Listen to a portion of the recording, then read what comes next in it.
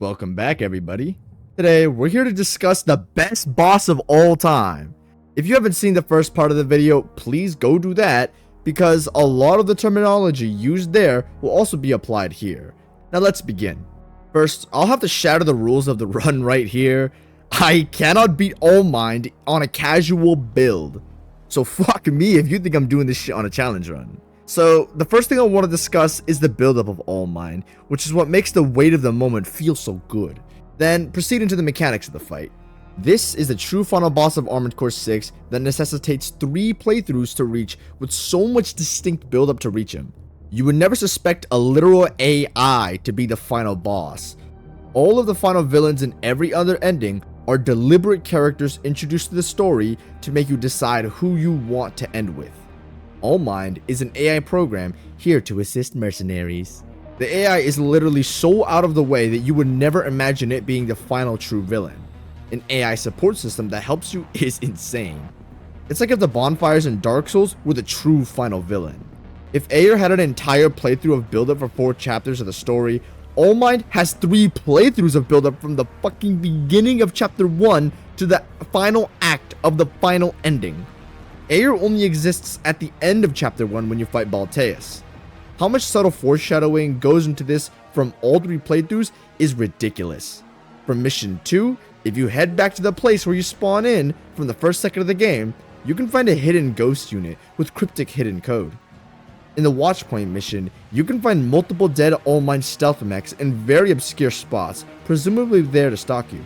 Every member of Allmind's final plan in the 3rd ending is foreshadowed earlier, such as people like Scylla, or Igauzu, or O'Keefe's certain body parts, taken from the Allmind parts that go into the final battle.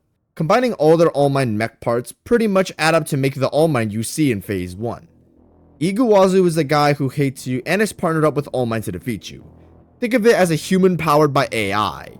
There's so much more that goes into the story of Allmind and Igauzu, but for now, this will do as a base level of comprehension. As you reach the top of the xylem once again, you encounter Allmind, who's out to end you as a tool who's finally exerted its use. As for the fight, Phase 1 is the most overhated fight in history.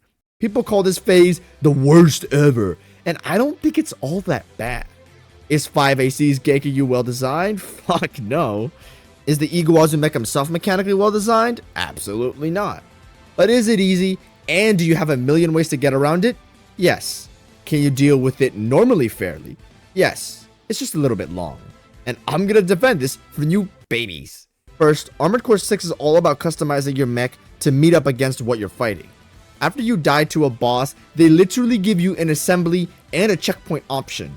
I think that customizing your build to beat something in a game about customizing your build is pretty valid.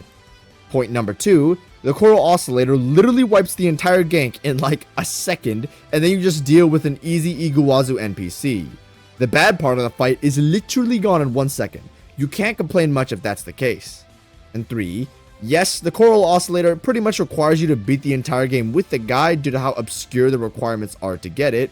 However, things like Assault Armor can wipe out the gank instantly, and other options like the Laser Dagger or the Chainsaw wipe out Igauzu's HP bar in like 2 seconds, ignoring the gank entirely.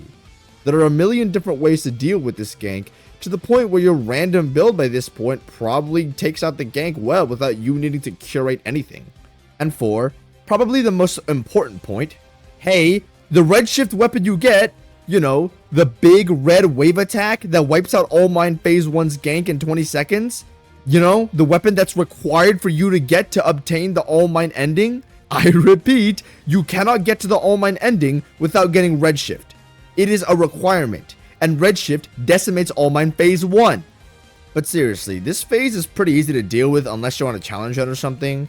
My go-to is to use redshift and assault armor at the start of the fight, since it's quite effective and really doesn't take long. Igauzu is also not hard. I think this is very understandably, yet undeservingly overhated. It's C- tier. Also, if it helps, this phase is necessary for showing that Allmind controls many mechs, and this is a strong way to do it. Regardless, story and scaling do not defend this boss from its mechanical value being horrendous. If you grabbed every boss ever made and made them all 4-minute long fights, some bosses would shine more than others. Allmind Phase 1 lasts like a minute at max. If this fight was actually long, it would probably be mechanically the worst boss ever made. Still though, because it is very sensitive and weak and over quickly, like my Johnson, it's easy to dominate like a prime Demetrius Johnson, and killing it is basically an afterthought. Afterwards, the trash mech is smashed by Allmind's real mech. Even after Ayer dies in the original ending, she still finds a way to be helpful. Allmind summons 2 other sea spiders to help. Yeah, you know those A tier bosses that were super high pressure earlier in the game? Well, they're here now, with 2 of them being together with Allmind, and they're here to kill you. First, Allmind is fighting you in a gank.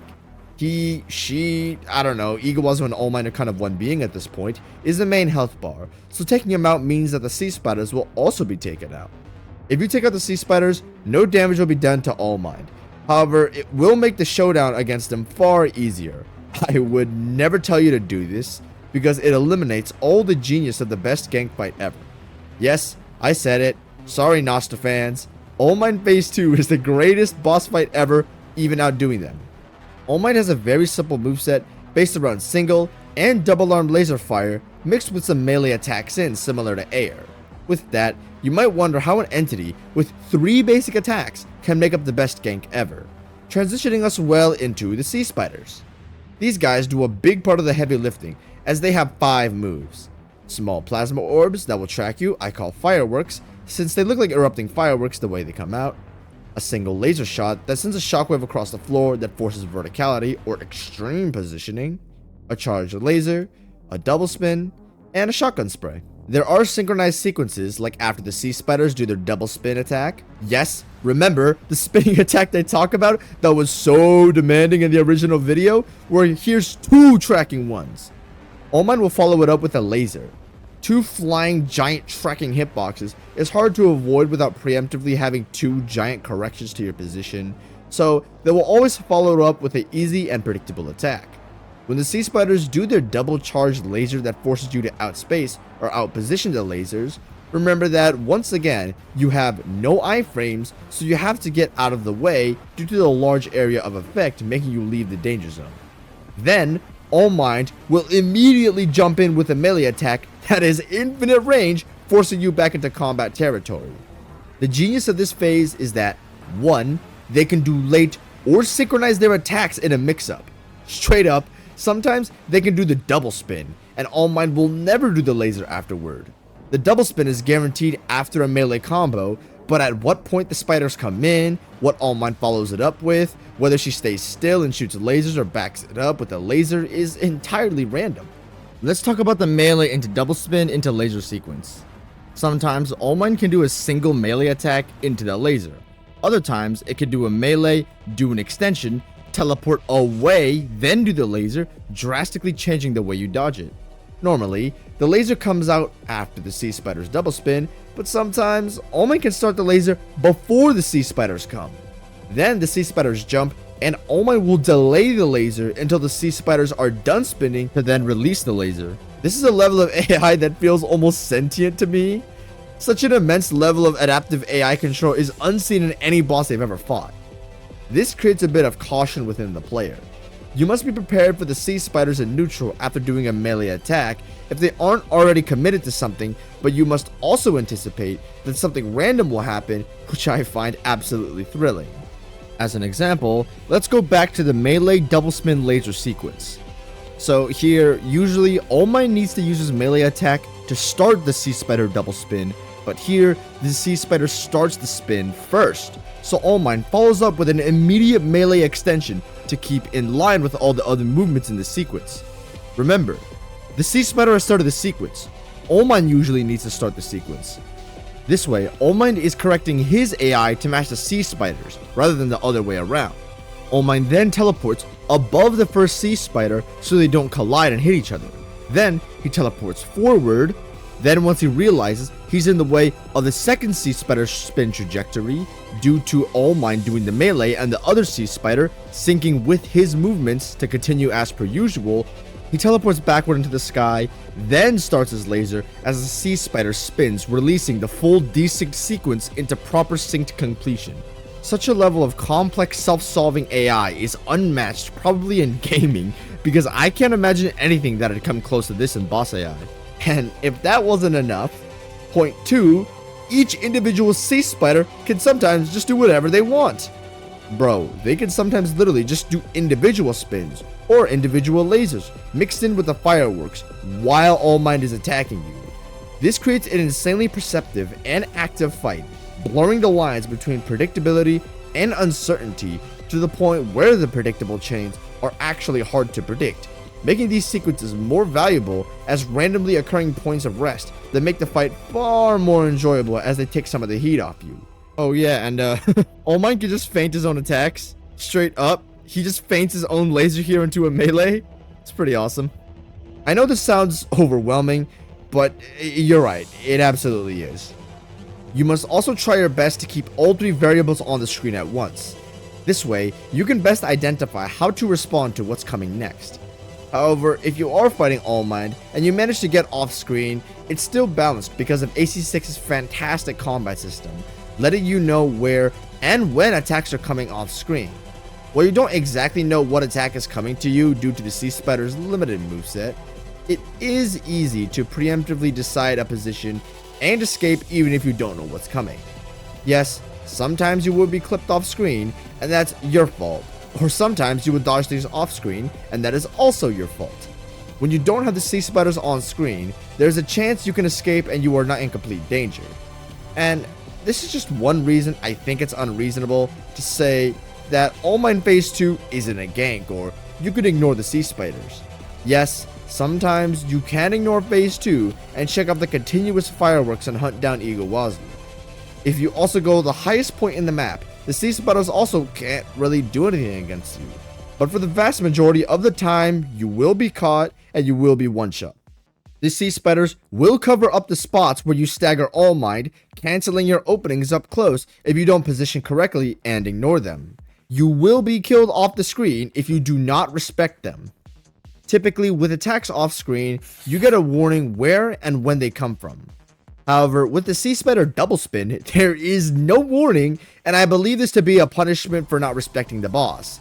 If all you could do was just target Allmind, and whenever you hear a beep, you could just run away, that would be extremely exploitable.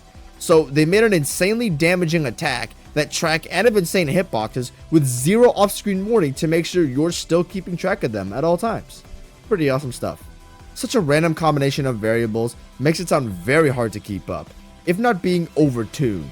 And truthfully, it might be. Managing 3 different variables with fast attacks and insane positioning requirements are insane. But remember, thanks to Ayer, you're okay, peeling that complaint back into the mist. She takes some of the heat off you, not overly so to where you can just baby button mash down the fight, like with summons in other games, but not underly so to where she only makes the fight worse. She's a perfect blend in my experience. I don't know what went into her AI, but it feels like she's a real person. I swear I'm not schizoing, guys. There have been times where Ayer legitimately saves my ass. Like, for example, here I'm hit by Allmind, and I'm about to be killed due to me being in a stagger. Then, Allmind preemptively runs away to get me off due to Ayer firing a laser that would have hurt him. And not 5 seconds later, I get staggered again by lasers. My posture's broken. Allmind has a single laser arm as he's about to finish off my low HP mech before Ayer comes in and shoots him in the back, setting him into Phase 3, saving my life.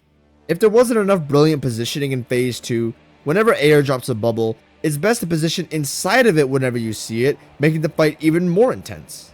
In this scene, she plants a bubble. I sit inside and hop on it for support. This bubble was not planted for support. It was for survival. Since I'm not paying attention to the Sea Spiders in this clip, I am rightfully punished by eating a spin. But the Sea Spider spin literally blows up the bubble and leaves me unharmed. Holy shit, dude. Do you get how insane that timing is? I swear she's got sentient AI.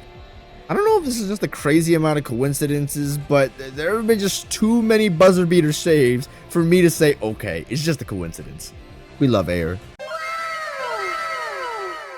There are endless interactions like this that I could show, and generally, in just natural gameplay, you could see that she's doing her absolute best to assist you. I've had my fair share of summoned and assisted video game boss fights, but none of them even come close to the help that Ayer brings consistently throughout this fight. A character showing connection to you through dialogue and story is one thing. However, she gets kicked up to the moon when that connection is enforced through the gameplay. Phase 2 as a gank is the best gank fight I've ever fought, and a high S tier for sure. If you engage with the gank as I believe intended, then I think you're gonna have a fantastic time. Like, ooh, how can you not enjoy this? Look at this! It's a constant rotation of movement, where there's not really one dom and one sub. It's best to respect all of them at all angles at all times. Not only that, but the aesthetic here is awesome too. If Ayer is the queen of red blinks, then Allmind is the king of green blinks. All of this happening in prime moonlight greatsword color is sexy. Not that ugly shit on Elden Ring where it's ice or whatever. That raw, undiluted, unique turquoise moonlight. As a side note, I also think it's fantastic how Allmind moves to accompany you. If you are high in the air, he will match your pace. However, when you inevitably drop down, he will moonlight blink downward, almost like he's glitching to stare you in the eyes, which is awesome.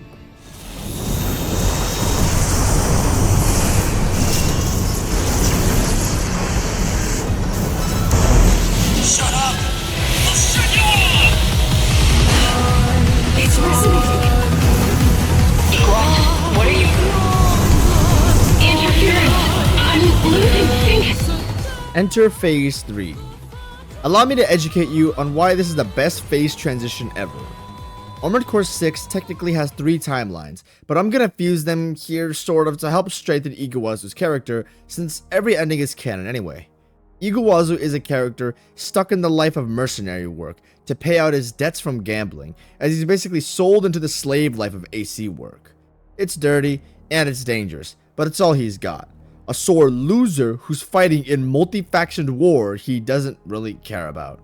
You are assigned to do a mission with him, and considering that you joining the team and splitting the pay amongst more people takes away from his earnings where he can clearly hold down the mission, fine, it pisses him off. You get a message from other companies, a part of the Coral War, looking to eliminate opposing factions to take him out for double pay. Backstabbing Igauzu, as you guys were supposed to be helping each other out. The entire mission has a nasty start to your guys' relationship. Igauzu does not like you. Later, he's paid to go back to a manufacturing corporation while you are paid to defend it. As you try to fight each other, other robots come in to fuck up the battle, as you both fight through it. Due to Igauzu's generation of amplification, Ayer talking to you sends signals to his brain that fucks him up.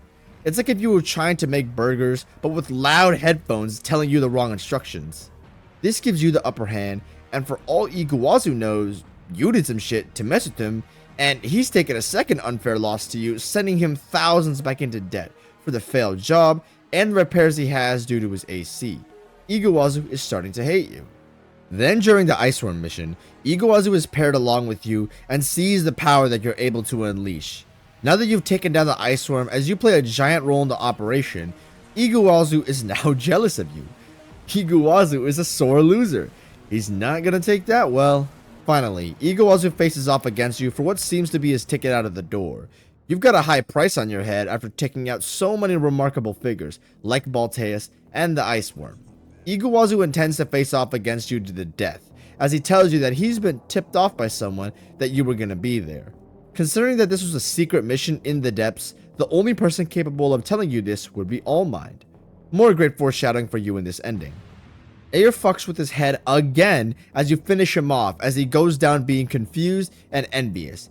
He doesn't understand what makes you so special.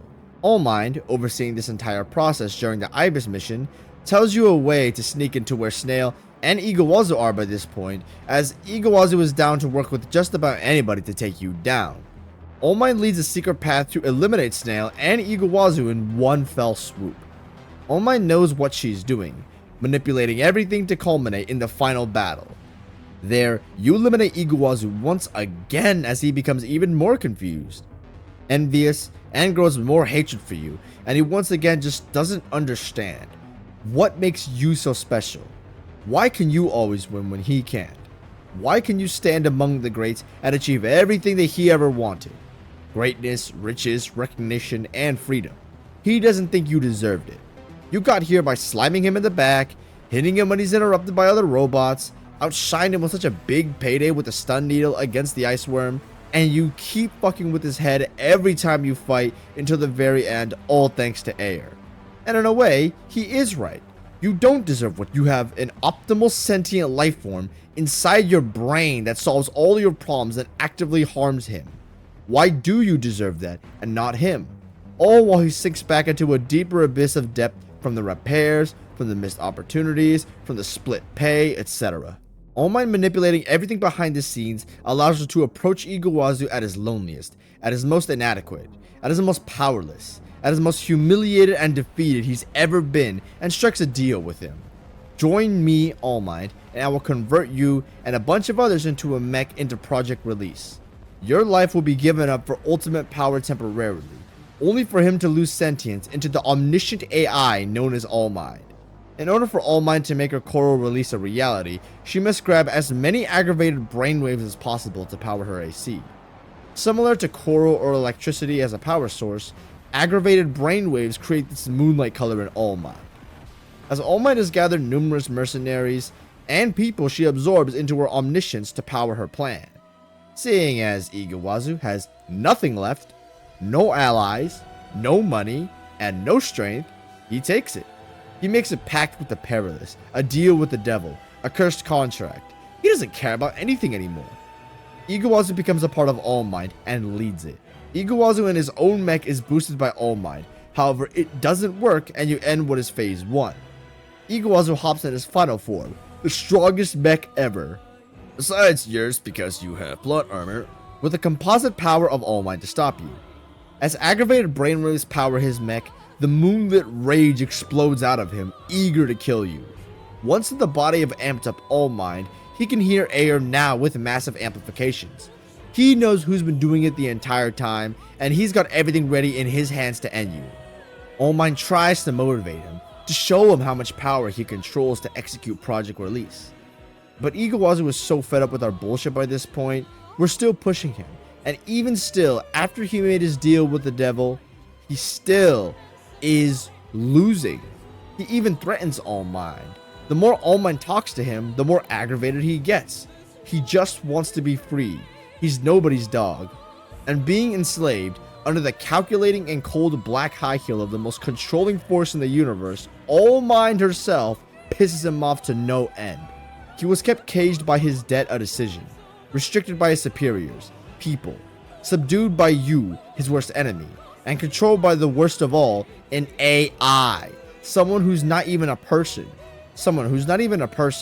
a program with less life than his decisions, superiors, or enemies could ever have.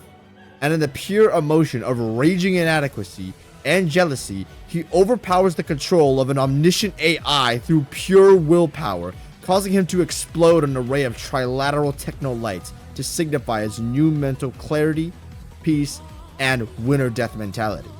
Everybody, please welcome the greatest boss ever made. Igauzu finally gets what he wanted, a clean 1v1.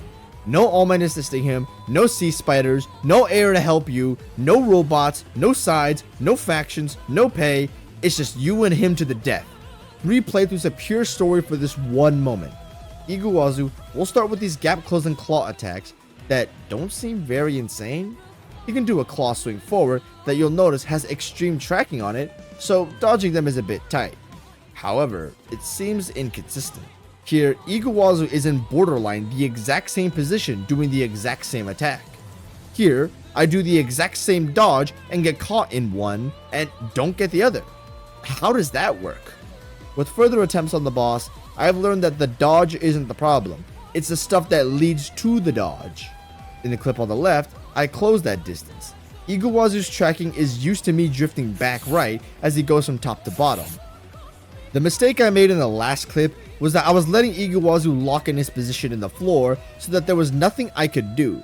However, in this clip, I am abusing his verticality and sliding under him before he has a chance to lock it on the floor and eventually trap me. For me, I push under him as he's still used to my tracking at that position, which allows me to slide under him. There was nothing wrong with my original dodge, just that the position and the way I drifted was wrong. This logic applies in a million different ways for this one attack. No position is entirely correct or wrong. This one left swing literally has infinite variance for this dodge. Maybe Igauzu is far higher than you, so this dodge works far better due to the position you're at. Maybe Igauzu is far higher than you, so this dodge works far worse due to the position you're at. Maybe Igauzu is on ground level with you, so this dodge does work.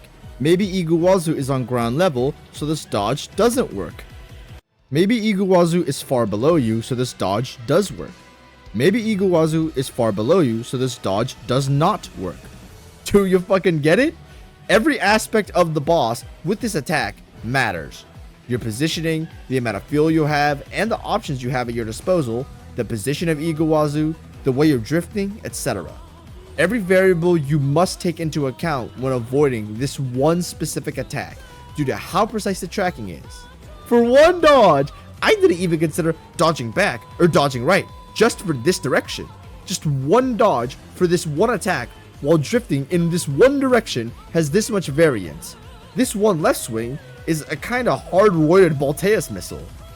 It might not seem like it, but once you know the combat system well enough along with the long startup time, it's not too bad. This Allmind left claw gives you nearly zero time to process what's going on, and you have to form a solution and execute it on it instantly given the random situation you're thrown into. Now, balteus has only around 4 missile attacks to be fair. Part of the reason why I say this is the greatest boss ever made is because every Allmind attack is a cognition check. Everything about this fight is a demand. If you try to fly through it, you will legitimately get pieced up left and right and not know what the hell is going on, unlike every other boss in Armored Core 6.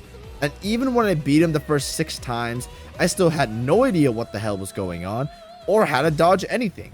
It was so fascinating. How can you beat a boss multiple times and understand nothing? You will never dodge an attack in a similar method under similar conditions. These clips that look similar took 6 hours of attempts from various different runs to get down, and even then they still aren't too similar. It's not only your position, his position, and your feel, and how you move, but also how he moves. Sometimes you're staying long range to make him lose tracking of his gap closers. But then he has an immediate blink to the top right of you that is his hardest attack to avoid. You must be aware of your top right at absolutely all times, or else you will literally be trapped by this attack. You can't dodge through it because it's 2 swings on the left and the right. Not only with moves like blink right that force you to be aware of its possibility at all times, or else it's unavoidable damage, he also has probably the coolest attack ever. Gliding moonlight is what I call it, that forces verticality. Sometimes it's best to dodge into it to escape the move's hitbox faster.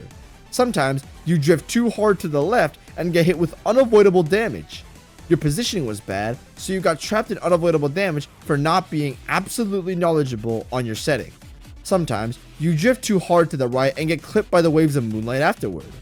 Sometimes moving under a slam attack is the worst possible move you could make, and gets you hit by the full thing. And not 5 seconds later, you're forced to avoid the exact same slam, and the most optimal move is to go under him. Seriously, you have 2 of these exact same attacks, and you dodge them in the exact same way, except one of them is the best possible solution, and the other one's the worst possible solution. Sometimes it's required to move in a U shape to avoid the wave, because you're very close. Other times, all you need to do is to go under him. Sometimes, your best move is to rise above his wave attacks because you have the feel to go above it.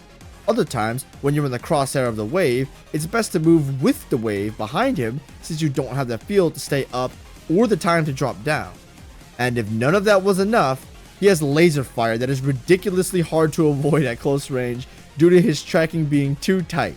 So getting away to mid-range means that there is a far higher degree of angular correction, but you never know when it's coming, so you must do your best to outmaneuver it at close range so you can't hug him all day out-positioning his attacks.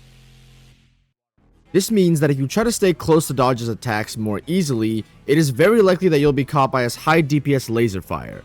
But if you're at long range to more easily dodge his laser fire, you'll very likely be caught by his moonlight blinks and his insane tracking, meaning that regardless of any position you're at, there's a large threat of damage that initiates a thrilling dance, unlike anything I've ever seen before. Oh yeah, and if it helps, this fucker has a counter. He could counter your attacks with input reading. However, it's not bullshit, because all of his counters are very reactable and predictable. You can always outdo them if you are attentive. With knowledge like this, once again, sometimes it's best to shoot your projectile. Other times, you can fire out the input for the attack, then cancel your inputs to trigger his input reading, then pre-fire the input to avoid the counter, then do the same original attack. You are predicting his predictions as he can predict you.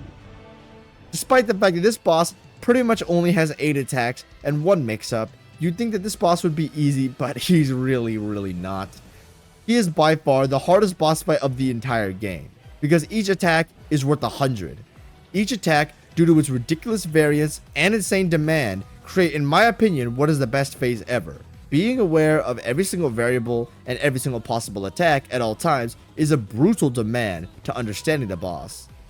When learning Allmind, you are not learning how to dodge specific attacks like this is Elden Ring with a static reaction. You are learning every aspect of Armored Core 6 combat to its absolute limit in the greatest boss fight ever. A true test of everything you have learned over the course of 3 playthroughs. Positioning around the boss to evade his attacks, moves that force verticality and mastery over it, complete knowledge of your movement and how tracking works, how boss movement works, how to deal with input reading, how to manage passivity and aggression with the melees and the lasers, how to preemptively respond to oh shit attacks all the time at high speeds, utilizing reverse dodging in a ridiculously tight fashion, etc., all combines in this one fight. No Allmind dodge you will have will be the same. It will always change drastically, even if he does all the exact same moves in the exact same sequence, because every tiny factor, from gravity to major ones like positioning, immensely influence the entire fight, with so many elements mixing together, all resulting in aesthetically the most powerful boss I have ever seen, who dogs on Ludwig in presentation, by the way. Boy, you ain't never seen Moonlight until now. Just, every single attack a brilliant glowing turquoise, radiating through the sky with every swing of them sound effects.